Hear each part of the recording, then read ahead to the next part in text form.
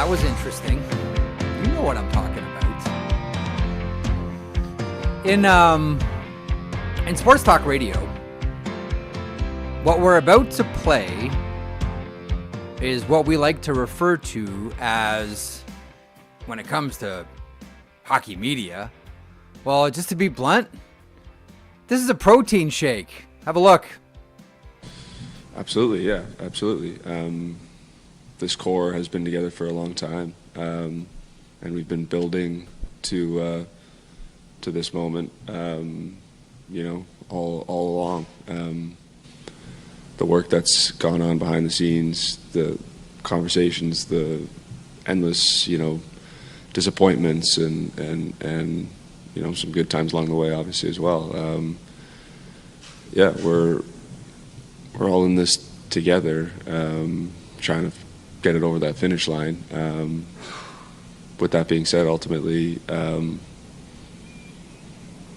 still need to do what's best for me and my family, and that's who you have to take care of first. But of course, there's unfinished business here. Yeah. Winning would be at the top of the list, and then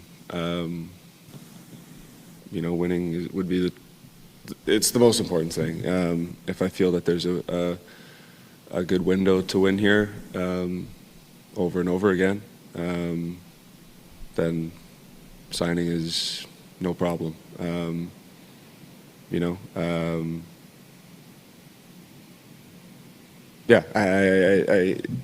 it's only been a couple of days. I'm sure we'll get into it over the course of the next couple of weeks. But again, I'm not in a rush to make any decision, so I don't think that there needs to be any timeline. I know people are going to look at that July 1 day and be looking to see if there's anything done. But for me, I'm just not in a rush that way. So. No need to panic here. Everybody calm down. Everything's okay, Zach. Everything's fine. No problems here. Okay. Everyone's going to focus on two things. Look at that little Cheshire cat. Look at you. Little grinning cat. Okay. So everyone's going to focus on a couple of things. One, I can see the headline tomorrow in the Edmonton paper. With that being said, it's might just be the headline. The other one, and I'm curious I'm really curious how Oilers fans feel about this one. If I feel there's a good window to win here over and over again, then signing is no problem. Now you can read that. Well, I mean, the most obvious way you can read that is get a goalie. If they get a goalie, I'm re-signing. If not, I've got one more year left on term here. Everyone's going to take this and run. But all season long, I think we've been pretty consistent on this show at least about the McDavid situation. And that is, don't draw a straight line between Leon Draisaitl signing and Connor McDavid signing, or his wife opening restaurants, or whatever. Do not draw straight lines between these things. And it is not 100% that he re-signs with the Edmonton Oilers. It's not. You heard him, right? These aren't just people in the media making up stories. You just heard from Connor McDavid. It would have been very easy to say, as we heard from, Evan Bouchard and Corey Perry today, I love it here. This is where I want to be. I want to stay. I want to come back. This. It could have been handled. And it's not as if this is a microphone right in someone's face after a game. This is with a couple of days to think about this. Saying something along the lines of, we've been here for a long time. I've been here for 10 years. These people are like family to me. I know how they feel about me. They know how I feel about them. I'm sure we can get something done and bring a Stanley Cup to Edmonton. I'm sure that's what Oilers fans wanted to hear. Instead, they heard, with that being said. And they heard, if I feel that. So, again, this doesn't mean that he's not re-signing with the Edmonton Oilers.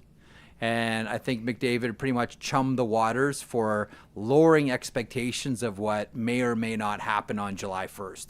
I.e., if July 1 comes and goes, don't freak out, because that's not the target that Connor McDavid has if he's going to re-sign with the Edmonton Oilers. Again, I understand this is what Oilers fans want to hear today, and wanted to hear at all out of Connor McDavid. This is still going to be, and again, I think when push comes to shove still, I think that Connor McDavid does re-sign with the Edmonton Oilers. I don't know that it's an 8-year deal. He's a Wasserman client, and most famously, Austin Matthews from Wasserman likes to do smaller deals to maximize his compensation based on the salary cap going up and up and up and up. But there is still a question behind all of this, and that is, will he re-sign with the Edmonton Oilers? And for those of you who thought it was 100%, guess again, it's not. I think the odds are still that he re-signs with the Oilers, but to say that it's 100%, Zach, I think is folly. Before we get into the update here and what's coming up on the show, you got a thought on that one?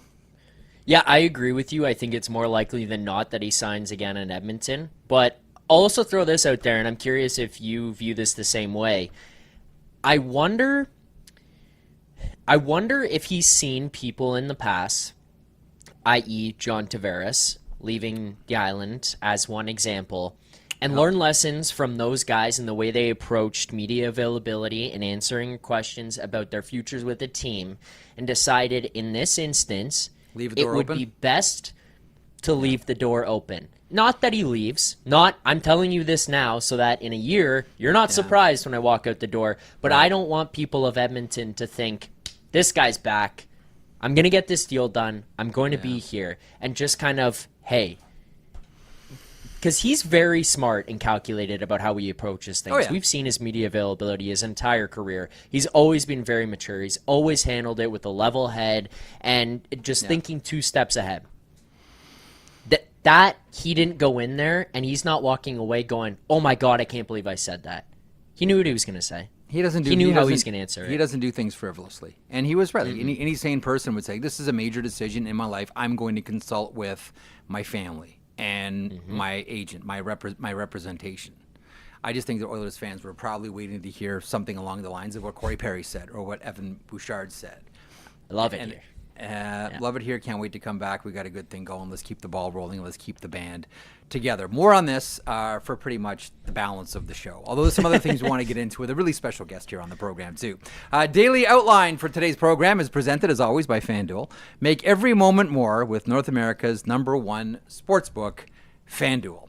And coming up on the program, you love her on TNT. You love her on WWE as well. Former colleague of mine back at the old shop, and someone I'm proud to call a friend and a colleague going back a number of years. She is Jackie Redmond. She will stop by here in a couple of moments. I think we may say a couple of things about Connor McDavid still. I think there's still some fertile ground to go over with Connor McDavid in that press conference today. Should also talk about what Leon Draisaitl had to say, Evan Bouchard had to say, Corey Perry had to say, etc. It was a pretty interesting day around Oilers Nation.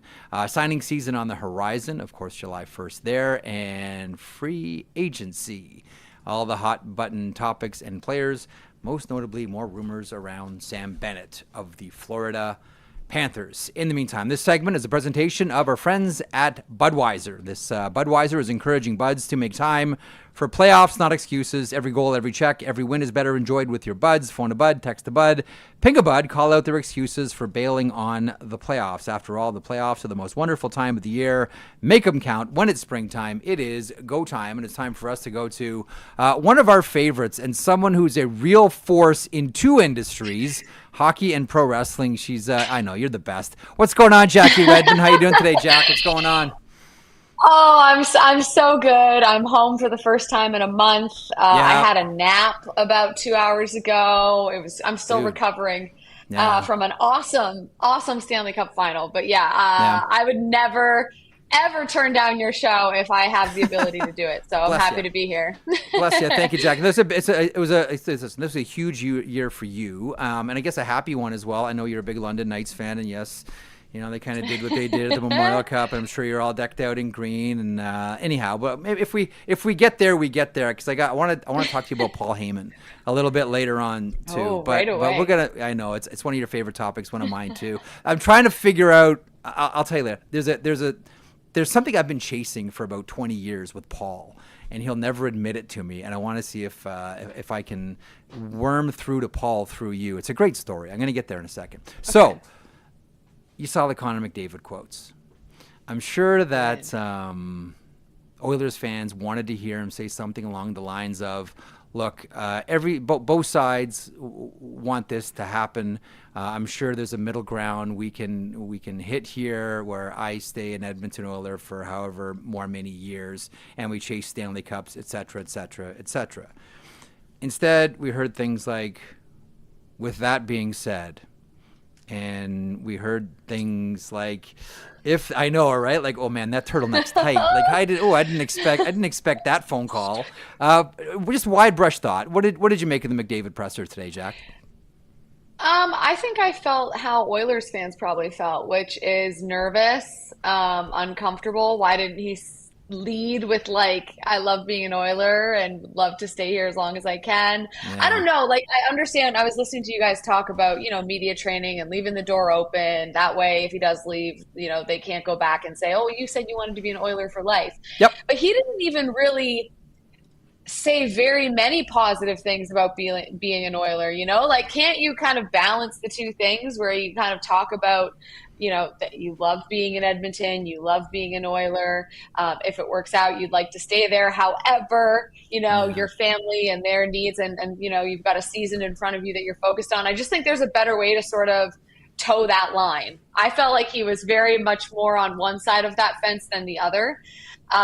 Even bringing up sort of his time there so far, he led with, well, there's been like a lot of heartbreak and a lot of disappointment. Some good times along the way too. And I'm like, why is that second?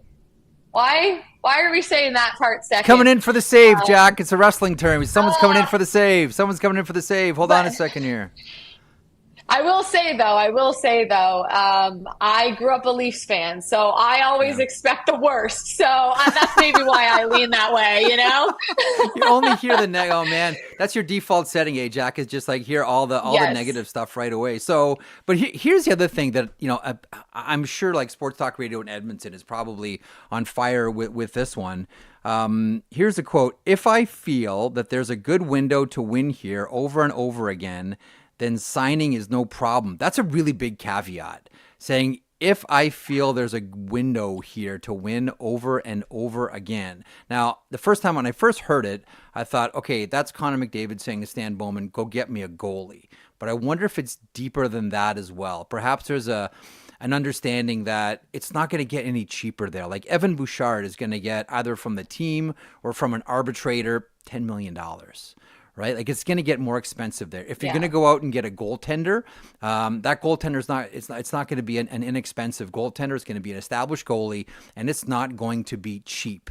And this is a team that has $12 million of cap space, and Evan Bouchard is going to probably take 10 of it with his new contract. Like I looked at that one and I said, oh man, is that Connor McDavid sort of acknowledging that we got there twice in a row and now it's going to get even harder because contracts are up?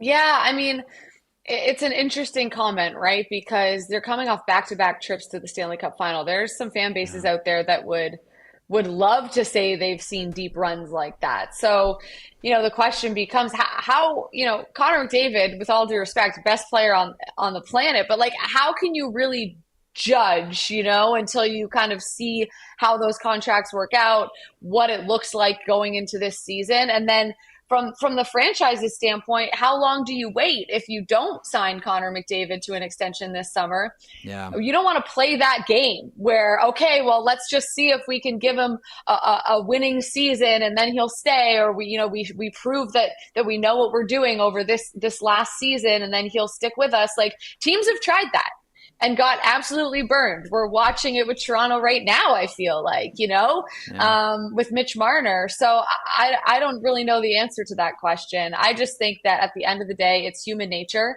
And I think that in some ways, I know it's only been a couple days since McDavid and the Oilers had their hearts broken for the second straight year in the final. But I do believe that everyone deep down knows what they truly want. And I think that at this point, he probably already knows what's more likely to happen in this situation. He's just not going to tell us. It kind of feels like I don't disagree with you, Jack. And I know you're probably talking about, the team that you grew up cheering for when you talked about, back-to-back Stanley Cup final appearances and deep runs, etc.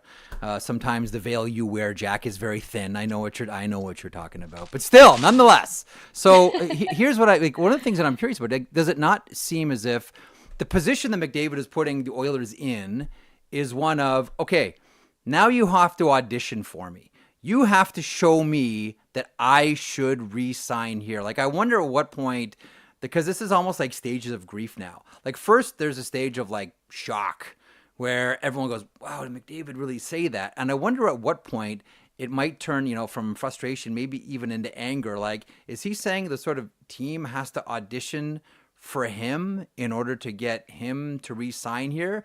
Just the idea of like, well, if there's a window here, then I'll re-sign. Otherwise, sayonara. You got 9 out of Gretzky and you got 10 out of me. Yeah, I mean, it's a bold statement when you look at it that way, right? It's a bold thing to say, hey, show me that we're actually going to win here, when it's the hardest damn trophy to win in professional sports, even when you have the best player in the world on your team. We've seen that 2 years running, right? Yeah. Like, it ain't easy.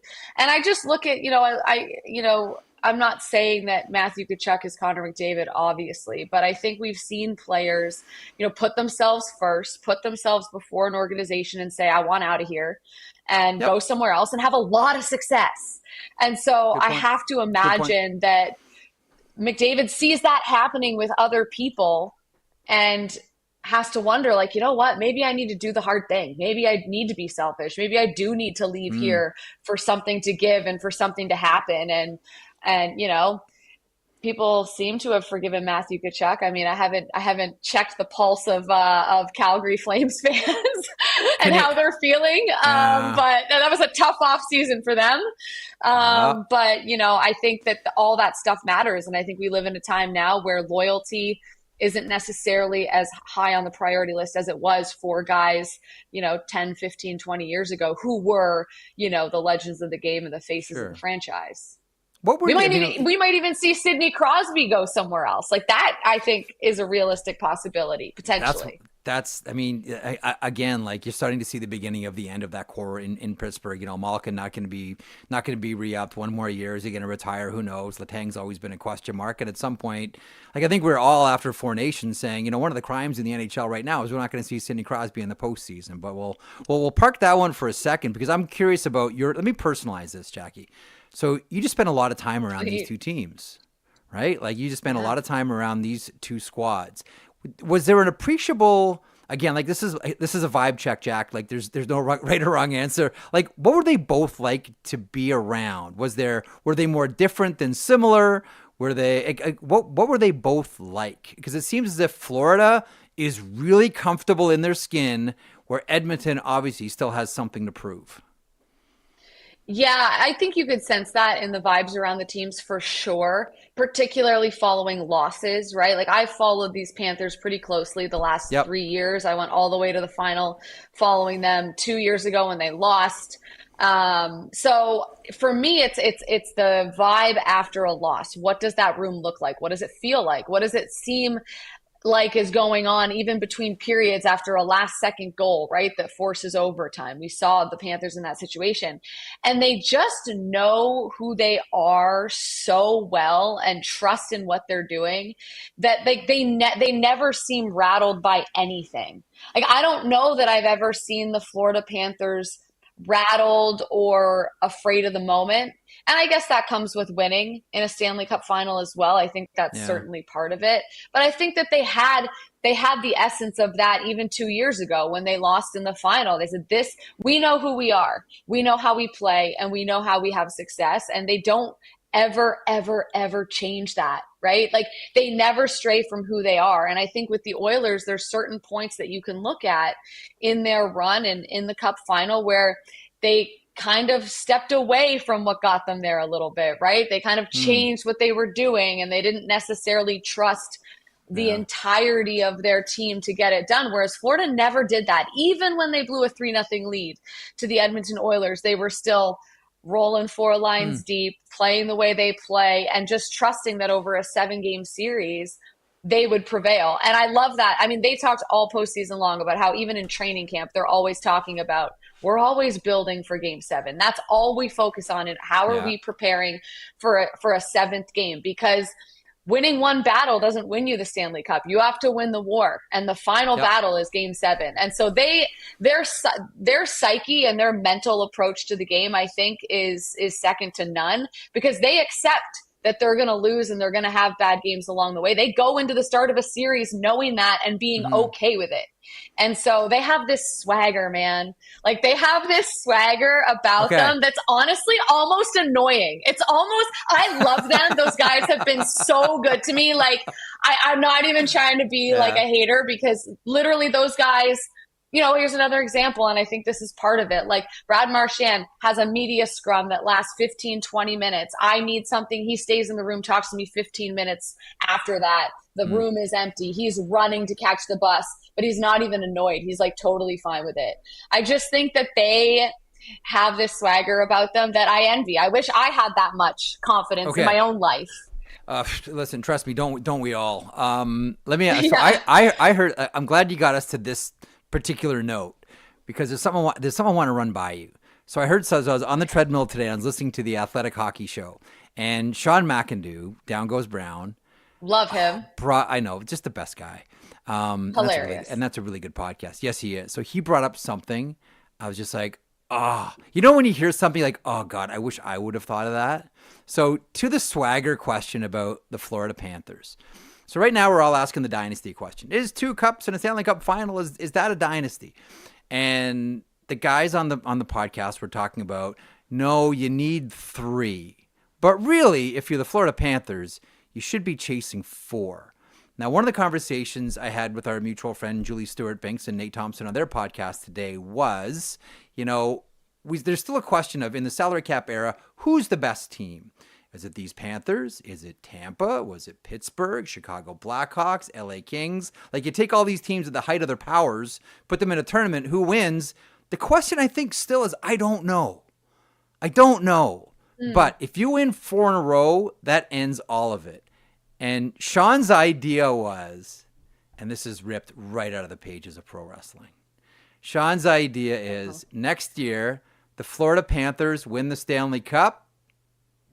Nobody touches it. We're here. Nobody touches the cup? We're here for 4, not 3. Treat it like the what about conference the first-timers? trophies. Hey, we're here for 4 Stanley Cups. Not, you want to talk about cocky? Tell me, Jack, like, seriously, you can't see Matthew Tkachuk doing that? No, not touching it. We're here for 4. We don't want 3. We want to send a message. I mean, listen, that would take some huge balls to be like, we are not going to do the most special, unique celebration in sports, lifting of the Stanley Cup, robbing the hockey world of all of those amazing photos. Oh my God, I would be so mad. Like, I would truly. That would be. I'd be so pissed. That is, because tell me, like, between like Brad Marchand and Matthew Tkachuk and Sam Bennett, like the cockiest players in the game, we're not touching the Stanley Cup because we're here for 4. We're not here for 3. I love it, Jack. Come on, let the pro wrestling side you come out a bit. No, I hate this. This is where my purist comes out, because, you know, people always say like, oh, the handshake line is like one of the best traditions in professional sport. And it certainly is. I love the handshake line. Yeah. But I just think the fact that we have a sport that's so unique in that players lift this trophy and skate around with it for the fans if they happen to be at home, or an empty arena if they're on the road, and like have this whole tradition. You cannot take that away. Also, there would be a problem because, you know, the roster's not going to be exactly the same. You can't. The first time guys would have to do it, right? But you're saying if just those core guys that are still there. Okay. I like the whole team idea, but I will budge. Yeah. I will bend for you, Jack. Like, I'll say, like, all right. Okay. Just the guys that have done it before that are there for 3. So Barkov, not touching the thing. Kachuk, not touching the thing. Bennett, not touching the thing. Sam Bennett. Yeah, not because Sam touching. Bennett will be back. Yeah, I don't know about you, but I'm assuming that he does come back. Like I've always said, like he gets to July 1st as cattle auction time. But I think if you're Bill Zito, whatever it takes, especially now with the Conn Smythe. I mean, to me, why leave? I understand that he can get more money somewhere else, but like he's going to get a lot of money regardless. And I just think that you look at the start of his career, you look at his whole trajectory, he's found such a home there. I just don't know. I just don't think it would take much convincing. And I think, people can get creative and try to find a way for him to make money in other ways, that are outside of his contract. So yeah, my money's on him staying as well. I think that he'd be silly not to. When we were together at Rogers, did you ever get a chance to talk much to Bob McCown? Did you overlap much with Bob? No, he was there, but honestly, I think I met him one time. Okay, because he used to always have a great line, and that was like whether it's like contract negotiation or thinking about going somewhere else. Bob would always have the great line. He told a lot of people this, and it was always, "Don't fuck with happy. If you're happy, find a way to stay. And that's what I keep thinking about with Sam Bennett. He's happy, they're happy. Find a way to stay. It works so perfectly there, And he's getting married in early July. Like early July is going to be so huge for Sam Bennett. He's going to get massive payday. His life is going to change. His life partner, I think they go back a number of years to like elementary school. Like it's going to be great to be Sam. I know he's going to own there's going to be like 2 weeks in July. It's going to be just owned by Sam Bennett. It's going to be so fantastic. And I keep thinking about Bob McCown. Jackie, like don't fuck with happy. Don't fuck with happy. I've heard that before, and it's so true. And it's very clear that he has such a good thing there, and they have such a good group there. Yeah. So I guess time will tell. Let's see. Who are you most curious about come free agency? By the way, I want to ask you about Paul Maurice, but it doesn't necessarily have to be Florida or Edmonton, although they seem to be the big question marks here. I mean, of course, Connor McDavid is the talk of the town today with what he had to say. But we could be waiting a while to get the answer to that question. For me, I think the most fascinating player now is going to be Mitch Marner. Not just where he goes, but also what it looks like, how he does. I just think it's so fascinating. I think what's really interesting to me, and I would your thoughts on it, is just the apparent tension between not him and necessarily the market, but him and the actual franchise. Like it feels like, and based on what we're hearing, that it's not good. And I don't understand how we got there. I can understand like it's a hard market to play in. Of course it is. And he did actually carry the majority of the weight for the losses when that wasn't necessarily fair. He did shoulder more of the load than Austin Matthews, who is, just as guilty of underperforming in big moments. So I don't know. I don't know how they got there. I don't know why he's so angry at the team. I think part of it, I've always felt this way about Marner specifically. Obviously he wears his heart on his sleeve. I think that there's a part of him that wants to go down as the best Toronto-born Maple Leaf of all time. And I think, and even though it looks like he's gone now, there was a time there where he had a real shot at that. And I really think that it's difficult. As much as everybody loves like the local boy goes home story, it doesn't always work. Like more times than not, it doesn't work. Like ask Sheldon Surrey how it worked going back to Edmonton. He's a Sherwood Park guy. It did not work at all. There's just way too many pressures outside of just David Clarkson's a great example, Jackie. That's a fantastic example. And now how many times was he like Clarkson like a punching bag or a punchline to someone in their hockey anecdotes just because he had the nerve to sign a massive contract, which everybody would have done in the exact same exact same scenario. I always think it's harder when you're the guy that stays. Everybody else can escape. Marner's there and he's doing charity tournaments and it's local endorsements and he's always around. And that's why I think a lot of it is he became essentially, maybe I'm oversimplifying this, but he became a punching bag in Toronto because he was always there. Other guys escaped to go somewhere else and he's a local boy and stayed there.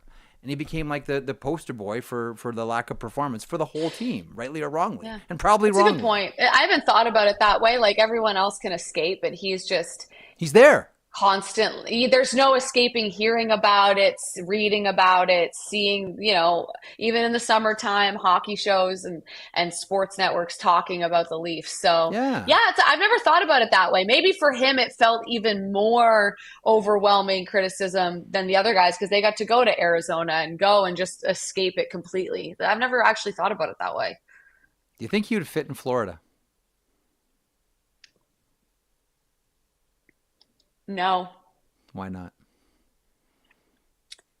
Because I think that and it's not completely his fault, but he was raised in a culture that breeded a lack of accountability, and it's not his fault.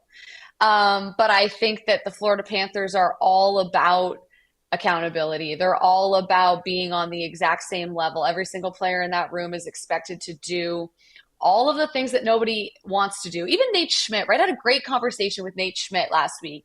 And he said, Jackie, I had hard conversations with Paul Maurice where he said, if you want 15 minutes, this is what I need out of those 15 minutes. And I said, okay, I want to do it.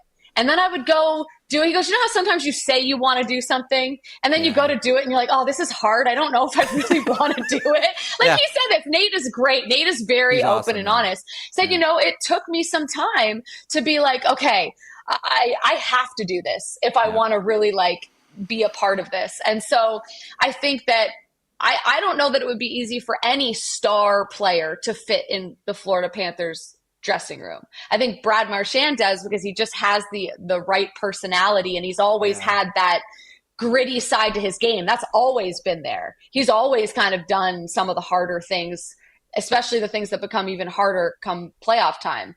Mm-hmm. I just don't know that Marner. Don't know that he fits the DNA there. So let me just jump in. The reason I'm wondering about this is we'll see how many players come back and we'll see how many players escape and how much cap space is available. Yeah. But as we all know, 8 million in Florida is 10 million somewhere else. 9 million in Florida is 11 million somewhere else. Again, small sample size, but I don't know how you felt about it, man. I got really seduced watching Bennett and Marner play together with the Four Nations. Playing with a different center, and that center specifically, it just brought out a different, or maybe it didn't bring out a different Mitch Marner. It just allowed Mitch Marner to play the way that he plays, and there was someone else to do all that other lifting for him.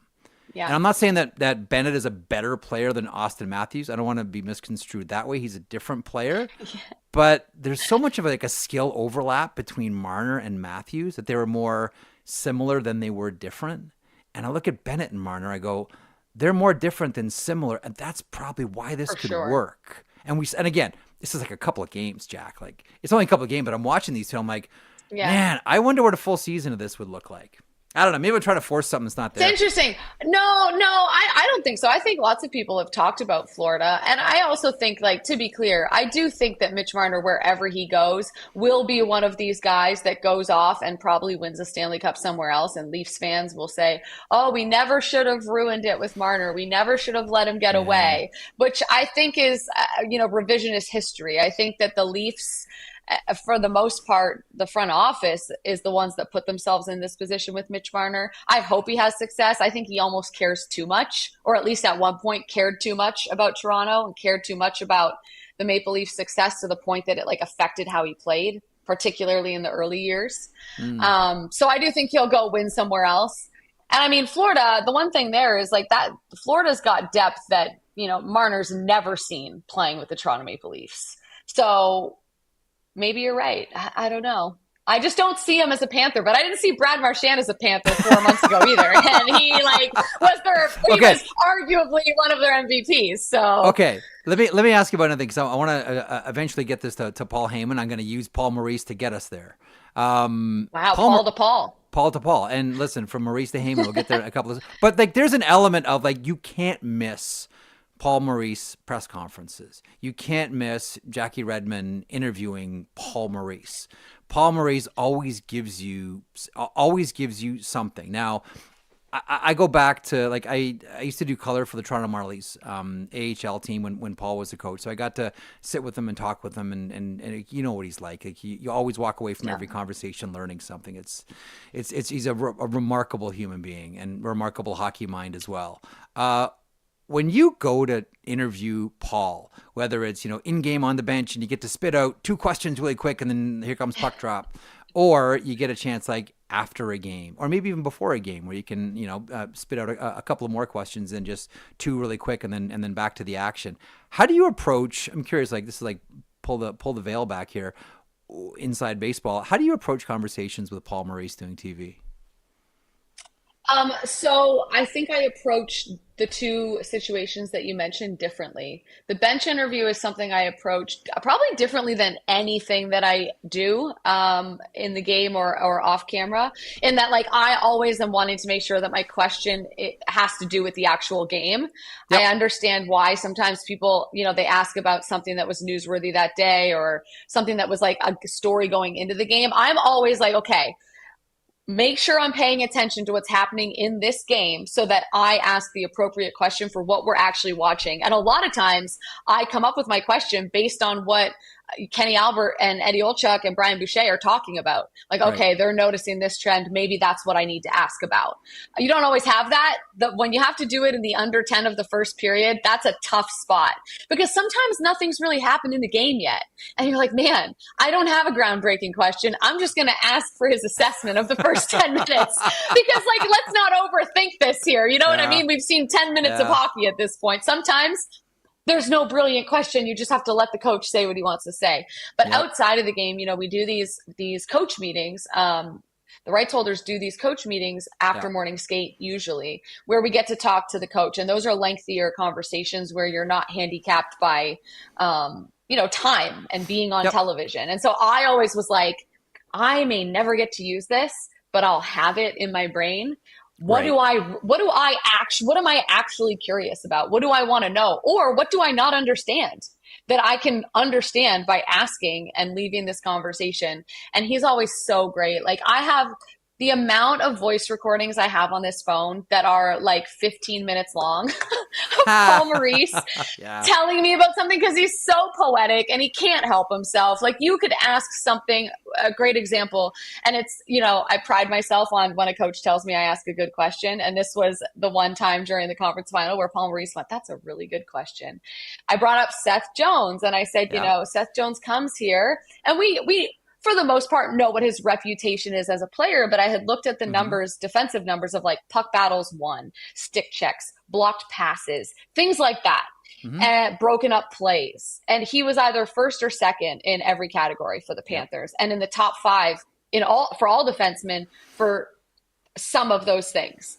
And I was like, I didn't think that Seth Jones was like that type of player. Like I just like from watching would not have assumed that was, a big part of his game. And I asked Paul Maurice, A, did you know that?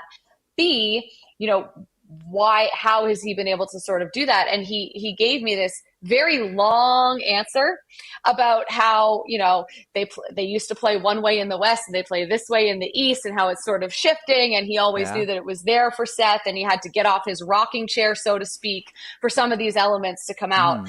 And this is my long-winded way of saying that Paul will take your question and he won't just answer the top layer of it. He'll give you 3 or 4 layers below that actually weren't even what you were looking for.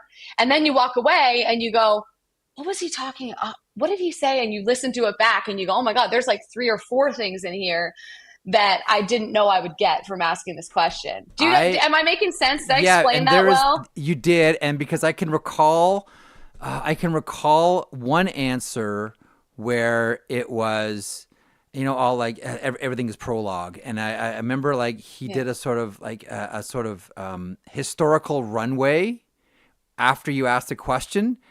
And then paused and said something along the lines of, so I guess what I'm saying is yes.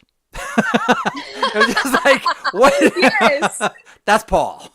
That is completely Paul Maurice. That is completely Paul Maurice. And that's why I have to record him every time because I know that when I listen back, there'll be things in there that I can use or learn from that I didn't even catch in the moment. Because he went back and gave me not just the answer to the question, but he gave me the lead up to how he even got there and why it's that way. And these are all these outside factors that you weren't even asking me about, but here they are. And so I love that about Paul. You can learn so much if you listen. Speaking about learning, you have, Paul Heyman. unlike anyone else. And by the way, I think I can tell the story now because it's been enough years. When I was working at TSN doing Off the Record and doing the wrestling shows with Landsberg and Makowitz, then WWF, now WWE, offered Michael a job as announcer on Raw. And he thought about it and went back and forth, and we talked about it plenty. And he said, I said, like, what's sort of holding you up here on this one? He said, if I go into that world, I can't come back into this one. And that was the belief. Like, Jack, that was the belief I've heard in the that industry, before. Right? Like, I'm sure you've heard this like plenty of times. Like, Jackie, you can't 100%. do both. You are the first, to my knowledge, to do both. Like, this is one of the reasons why I think, first of all, I do, and I think a lot of people have respect for you. A number of reasons, but one, you set your own agenda. You tell people what you're going to do. You're not going to be defined by anybody else, and you are able to straddle two completely different athletic worlds. One that's cooperative and one that's competitive. And for years and years and years, we were always told, and my dumb brain believed it, you couldn't do both. You know, there's an old saying about, you know, a little boy goes up to his mom one day and says, Mom, when I grow up, I want to be a hockey player. And she says, son, you can't do both. You can't grow up and be a hockey player. I look at you, Jack, and I say, like, you have been able to do both. And again, like I tell people, it's like an Olympic diver into the water with no ripple. How have you been able to do this before we get to Heyman? Well, I'll start off by saying when I took the job at WWE to go backstage, which was only 2 years ago, which is kind of crazy, I had people actually say to me, like, how are you going to maintain your credibility in hockey if you're doing wrestling? If you're doing, you know, it's not real, it's not this. Like, you're not going to be able to keep your credibility in hockey. And I, you know, to quote Liv Morgan, said, watch me. Because I do believe and have always believed that the proof is in the pudding. The proof is in what you do and what you put out there. And so at the end of the day, I was lucky enough that when they hired me, they said, we want you to do hockey. Well, if you need 2 months off every spring to go do the Stanley Cup playoffs, like, we'll give it to you. We think it's great for our product that you're doing it. And it's great for you because you love it. So credit to WWE for that and being such an amazing employer in that way. And so for me, it was always just about the credibility part of it was always just about, you know, making sure I knew my shit and I was prepared, which I had to do anyway, just to get into hockey. You know, I had to leave Canada to cover hockey. You know this. We talked about me leaving Sportsnet in the makeup room. And you said, and I will never forget it, if you are going to take this offer from NHL Network to Sportsnet, to try to get an opportunity here, be prepared to leave. That was your advice. Just don't try to use it as leverage. Your only leverage is if you're ready to go. If you're ready to go, then do it. Yes. And you, like, honestly, and I Jack, said, you know what? I want to do hockey. I gotta go. Like, I gotta take where it is. Anyways, but to answer the question about doing both, you know, I think it's just my time management really has been the biggest thing, and I think that I've actually grown in my role in the NHL by being a part of WWE, because they make you think about moments in a completely different way. They make you think about making everything a moment. You know, The Miz, I talk about him all the time. I have so much respect for The Miz because no matter what he's doing, no matter what work he is given, he takes it, no matter how small it might be. And he goes, I'm going to make this something.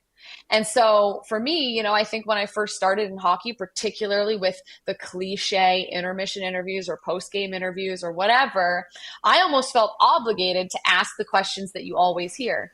And being at WWE, you know, I start to look at them different. Even the bench interviews, right, with Paul Maurice and different coaches, I go, I don't necessarily have to ask about the multiple turnovers in the neutral zone. I could come in here and ask something different if it's there.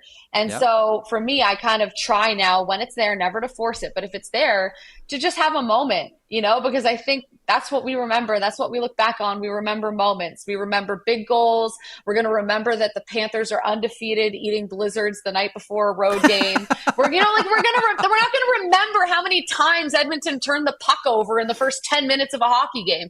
Because that's not what we cling to. We cling to the human. We cling to the story of success. And so I think with WWE, it's such a storytelling avenue that I think I've found a way to try and be a better storyteller, if that makes sense. Because I think that's actually, as much as it's reporter, I actually think my job is storytelling more than reporting.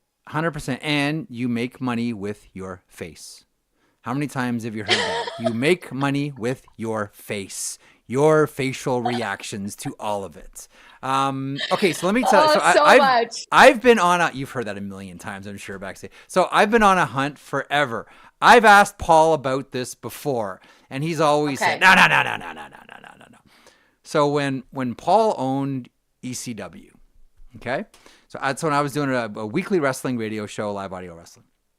I would have Paul on all the time.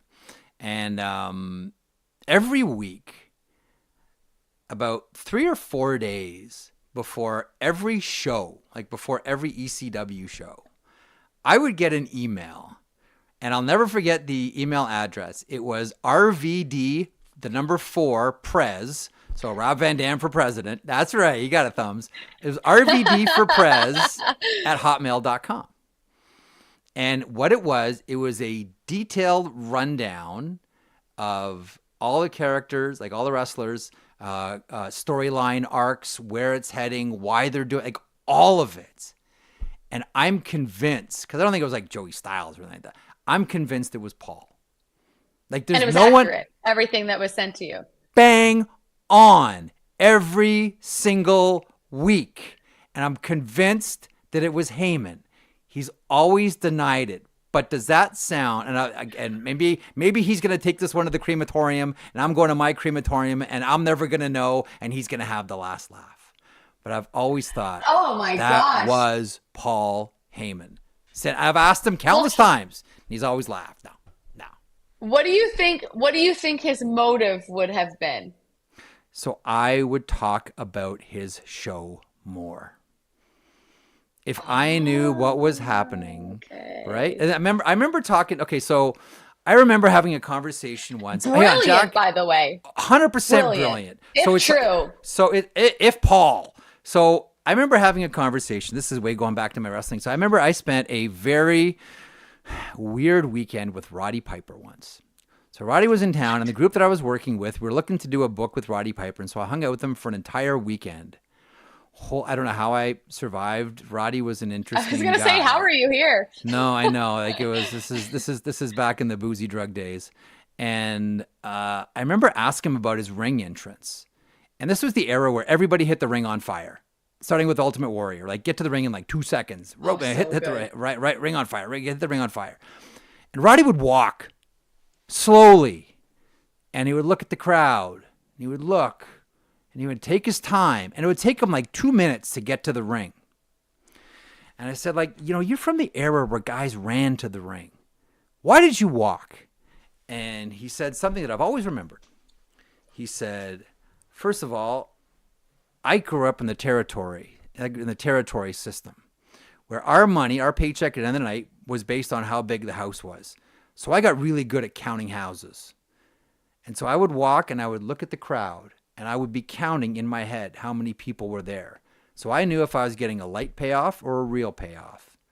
Because I knew how many people were in the building. And he goes, secondly, and Jack, this is the one that always stuck with me. He said, if I run to the ring, the announcers have about 20 seconds to talk about me. But if I take 2 minutes, they have to talk about me for 2 full minutes. Tell my whole story, make me seem larger than life. So by the time I hit the ring, everybody thinks I'm a superhero. You can't do that in 15 seconds. So I walk slow. Wow, that's actually so smart. Oh yeah. It's these little things, like maximizing your time and your moment. Yes. Like, I would never come up with something like that. I think that is beyond smart. Like, if I Roddy want, Piper. okay, wow, how did no one think of that sooner? That's crazy and Roddy so Piper. cool. And Yeah. if Paul Heyman really did send an email, if he's behind these was every week. RVD It was every Hotmail week. account emails, how many shows do you think he was doing that with Oh, trust me, I am at not. the time? I am not like I'm sure like Meltzer got them too. Like I'm sure like everybody got them in the industry. I'm sure like plenty of people got them in the Interesting. industry, and it was just a way to get more people to talk about his show. Tell me one more time what the email is. I think when I see him, and I have not seen him in over a month, okay, because I've been off WWE, I am just gonna say the email to him and Okay, see hang what on. he says. Hang on, I'm texting it to you right now. Okay, It's perfect. RVD for Prez at hotmail.com. I'm not even gonna say hi. I'm just gonna say RVD for Prez at hotmail.com and see what he says. Okay, you just got it. RVD for Prez at Or hotmail.com. doesn't say. What are you talking about, young Redmond? Yeah, I can't wait. It's gonna be so good. I can't wait. I don't know what you're talking. I don't know what you're talking about. Yeah. So there you go. There now Yeah. you can do a journalism. You can do a journalism for me. Yeah, I'm gonna get to the bottom of this. This is gonna be my scoop. I gotta get to the bottom of this and figure out if Paul Heyman is behind these emails What? from however many years ago. Like I'm fascinated with the man. I love it. Even when I know he's bullshitting, I love it. I just love it. I love so much about how Heyman talks and how Heyman thinks. When I was in Florida for games 3 and 4, I listened to the Tetragrammaton podcast with Rick Rubin, 3-hour pod with Paul Heyman. Yeah. All of it brilliant. Like so like he's and even when he's like a bullshitter, like you just love him, right? Because you know where Yeah. it's coming from. What's what have you learned from Paul? Like what's Paul? Because Oh my no God. one goes through Paul you without learning something. No, he's like a maestro. Like, he just conducts an audience like I've never seen anyone. Even I say audience, you think like a WWE crowd, which of course is true. But I mean, Yeah. even just like an audience of three people in a conversation, you can find yourself in these places that you didn't know you were going and learn so much. But I think for me, when I first started, the company was sort of shifting and changing a little bit, and the backstage reporter role was also changing. Mm-hmm. And I have liked wrestling in my life, and I have followed it in my life. But I didn't know necessarily about all the nuance of wrestling and how you're supposed to maybe talk about somebody, talk to somebody, and the different things that you can do to quote unquote put that person over, or elevate what that character or that superstar is trying to convey and who they are. And I never thought that I had anything to do with that. But Paul Heyman taught me, well, you have everything to do with that. How are you asking the question? How are you addressing the person? What is your facial reaction when the person says something out of line or the person says something funny? Like, everything that I do in those moments without speaking has to also tell the story of the person I'm talking to. Yep. And so for me, I've learned a lot from Paul about those types of things. And he's great too. He watches everything. He doesn't miss anything. And so, if I do an interview and he sees something, like, he'll text me of like, let's chat, I'll go and we'll talk about it. And I wish I was thinking of a specific example right now, but there's been times where I go and we talk and I go, oh, that's such a simple thing that makes so much sense. I think one time my hockey background came out and I say hockey background, not just as a broadcaster, as someone who grew up playing hockey and just being in hockey rinks and speaking the way hockey players are sort of tend to speak. And I think this is actually kind of embarrassing. I think I addressed a WWE superstar by just their last name, or I addressed them by like a short form version of their name. And he is like, whoa, whoa, whoa, whoa, whoa. Jonesy, what? I think I can't remember who it was. I'm trying to remember who it was. And he was like, I think maybe it was Punk. Like, maybe I just called him Punk. Yeah. I can't remember, but he was like, whoa, whoa, whoa, whoa, whoa, whoa, whoa. And it was one of those moments too, right? To go back to your Piper story where it's like, you need to, like, we're selling all the time. And so you need to say someone's full name all the time. And, the way that I address, someone like Braun Breaker when he was a solo superstar is different than the way I'm going to approach someone like The Miz or, Rhea Ripley, like all of those people, there's a different cadence to how they should be addressed. And so I learned that from Paul. And I think about that now, about all of the things that I'm doing when I'm not actually the one speaking. And half of it doesn't even end up on camera, right? Because they zoom into the one shot, but it's like the whole time they're talking, you need to be giving the appropriate, without being distracting. It's like an art. It's crazy because it can't be about me, but I also need to be part of the telling that story of like, am I intimidated? Am I afraid? Am I impressed? Are my eyes being opened right now? Like, what is happening in this moment that I can do to sort of help elevate those words? I know that was a really rambly answer, but he's the best. And he's always willing to help. That's why everybody goes to him. Like, everybody goes to him. You always see him talking to different people backstage and kind of helping us all collaborate. To go back to you calling it a collaborative business, it very much is. Yeah, like it's all like I've always made like it's to me, like, listen, I mean it has a number of fans from a number of different walks of life, and I'll tell you, like, there are so many lessons that other sports can learn from professional wrestling by way of marketing, by way of storytelling, by way of getting to your point, getting athletes over. I remember going to, I know we're getting heavy here, but I remember going to UFC 40 at MGM Grand. It was Ortiz versus Shamrock 2. And until then, UFC was always just sort of presented as like two fighters are getting in the octagon and they're going to fight. But this was the first like big time pro wrestling presentation, kind of like they did in Japan. And I'm like, they got it. They got it. Now, it wasn't the biggest show they'd ever done, but that was the beginning of. And now I look at the UFC presentation, it's ripped out of the pages of WWE. All you have to do is open your mind and say, what can I learn from this presentation? What can I do from this? Anyhow, I've kept you way too long. So but good. I've given you homework too. I gave you some homework too. I can't wait. RVD for Prez. Let's go. Woo! All right. You're the best. I can't wait to say it to him. Listen, enjoy your relaxation now. Enjoy your pillow. Enjoy your tea. Enjoy putting your feet up. Man, what a dynamic run that was for you. I know we talk a lot about the Panthers, but great job, you. Like, honestly, like, I know you're not the kind of person to take a bow, but you really deserve one. Excellent work, Jack. Enjoy the rest of your spring/summer, and we'll look forward to catching up again soon. You'll be good. And report back, RVD for Prez, hotmail.com. Oh, but I will text you immediately. And I know I said I need sleep, but I'm going to go play pickleball because I'm obsessed and I just can't get enough. So that's what I'm going to go do. I wish pickleball were actually played with pickles. To me, that would be more of a dynamic that I could get into. Stop. But nonetheless, enjoy, Jack. We'll see you. Be good. Bye. There she is, Jackie Redmond from TNT. And you can watch her on WWE Raw as well. God, she's the best. Like, what a year. Just on fire. Like, completely on fire this season specifically. Zachary, do you have a quick thought or two on Jackie Redmond? Like, just tremendous performer. Just tremendous. Yeah. I think Jackie actually really kind of... She was already out there where it was people were taking notice, but this year was a year where it just elevated, whether it was the bench interviews, if it was the stuff she was doing from the moss pit where Wayne Gretzky was giving her props and that kind of stuff, the work she's doing on WWE, stuff with Pat McAfee, like it kind of just elevated.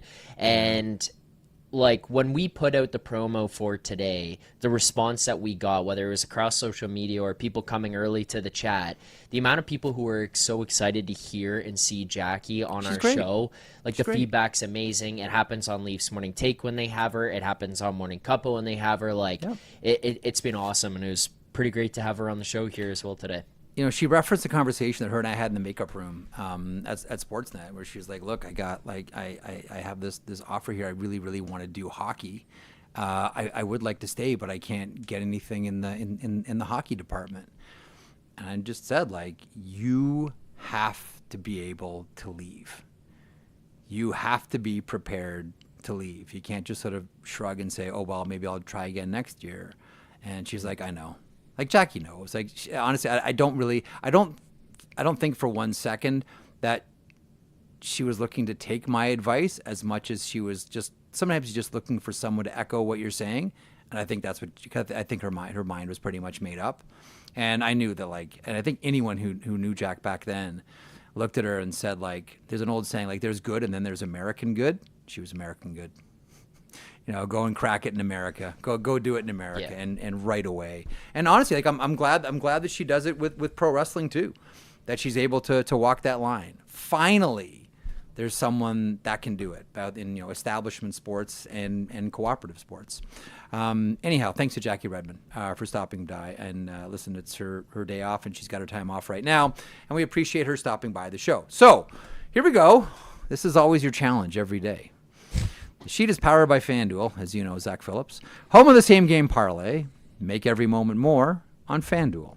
FanDuel are proud to connect fans to the major sports moments that matter to them. Zach? Okay. This is where we're going to really see, that saying you always say about there's nothing like a well-produced show. This is nothing like that. This is nothing like a well-produced show, yeah. Yeah. This, over the next, 2 weeks, is where we really find that out. I'm going to be digging, and I'm going to try and get in contact with people at FanDuel and see if they can make some special stuff for us. Oh, for nice. This one I wanted to throw out to you. Okay. Because there's a team that has jumped up on this list. Mitch Marner, next team. Third on the list, on the odds board, that is the Pittsburgh Penguins at plus 600. So I want to ask you two parts about this specifically. Okay. Number one, and the favorite here, is the Vegas Golden Knights at plus 195. That is pretty far ahead of Carolina at plus 470. Then the third team is plus 600 with Pittsburgh, Anaheim, and Chicago falling after. Yeah. So, two-parter. One, is Vegas, in your mind, deserving to be this far ahead as in this much of a favorite? And two, are you surprised to see Pittsburgh jump up there? Is this kind of just speculate? Like, how did that happen? Is kind of, I guess, what I'm getting at. Why do you think Pittsburgh happened? Well, Dubas. Yes. No, that's it. That's it. But my Dubas. pushback is there's nothing about where they're going that would indicate to me that Mitch Marner signing would be their logical next step. So the one thing that Fenway Sports, going back to when they hired Kyle Dubas, was pretty adamant about is this is the plan. The plan is the big boys retire as Penguins. Okay? The big boys retire as Penguins. And so while these players string out the remainder of their contracts, Dubas is tasked with building up the farm system, building up the prospect pool, all of it, building up draft capital, all these types of things. Now, if along the way you can pick up star players that aren't on their way out of the game but are still in the prime of their careers, that are willing to come in and help your younger kids, along with, playing with Sidney Crosby is pretty attractive too. I think that's something that Dubas would look at and say, yeah, I'd be amenable to do that. Because it's not costing me any assets other than the cap space and the actual cash. It's a free player, not giving up anything for it. I don't put it this way. I don't think he'd be in the market to trade for something like that unless there's been a major philosophical shift with Fenway Sports that I'm unaware of. But right now, it's the rebuild is on with the Pittsburgh Penguins. The rebuild is on. It's going to be tough / near impossible for the Penguins to make the playoffs. What's that going to mean for Malcolm Letang and specifically Sidney Crosby, who still has lots of hockey in him? But I'm not surprised by it that Pittsburgh appears there because there is obviously a synergy between the Dubas camp and the Marner camp, and he paid him once and he could pay him again. I just don't know that they'd be when I look at Marner, I say a couple things. One, obviously he wants to get paid. I mean, you hit free agency, this is your right. And two, he wants to call a shot where he wants to raise his family, and he wants the chance at the Stanley Cup. which is why you might look at Chicago and say, wow, does he want to play with Bedard? Sure he does. But how far is Chicago away from winning the Stanley Cup versus Vegas or Carolina or Dallas or Florida or whomever? I think like those are the boxes that he's checking. I think that there's a number, there's a place to raise a family, and Stanley Cup. And probably families first. Family, number, because I think everyone's going to pretty much have the number, and then it's going to come down to where do you want to raise your family. And are you competitive for the Stanley Cup? Yeah. I still think Carolina. I could be way off on this one, but I still think that Carolina makes a lot of sense. He is a Rod Brind'Amour style player. He really is. Yeah.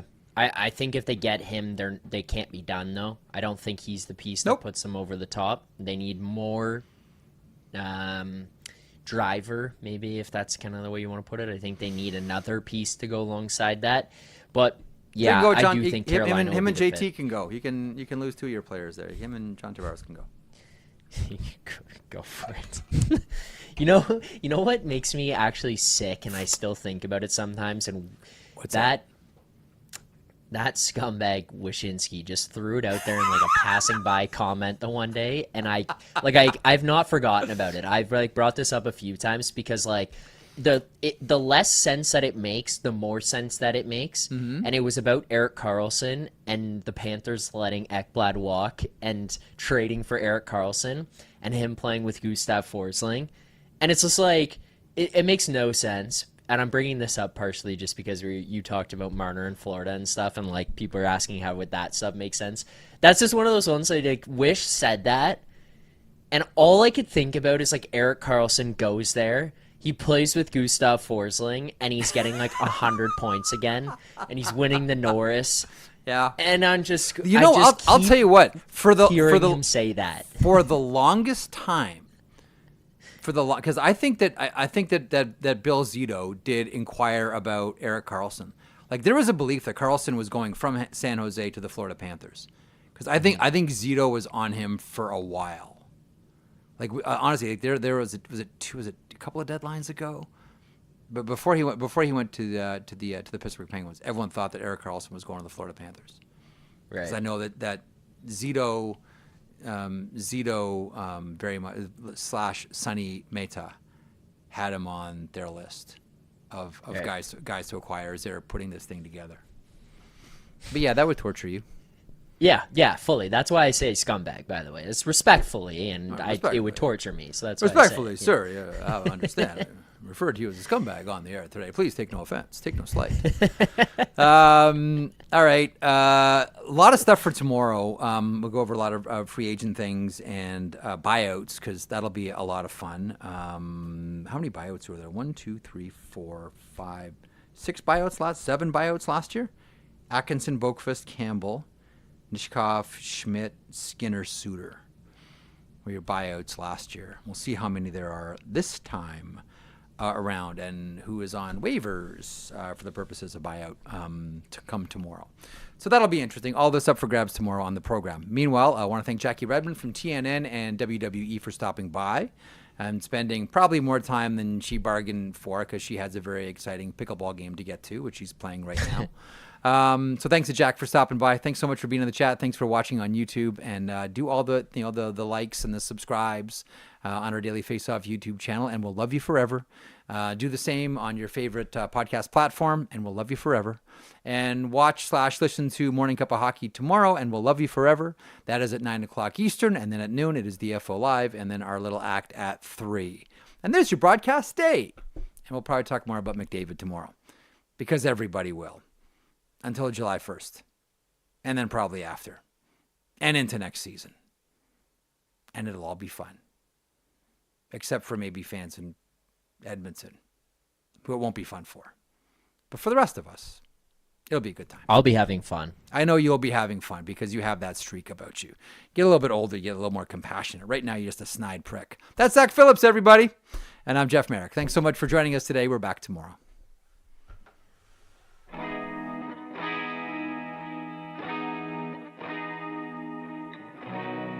If you enjoyed that video, and we certainly hope that you do, please hit the subscribe button right there here at Daily Faceoff. I will put this lineup up against any hockey lineup anywhere. It all gets underway at 9 o'clock Eastern with Morning Cup of Hockey. That is Johnny Lazarus. That is Colby Cohen. Then at noon, it's DFO Live. And then 3 o'clock Eastern, The Sheet. Get caught up on everything in hockey.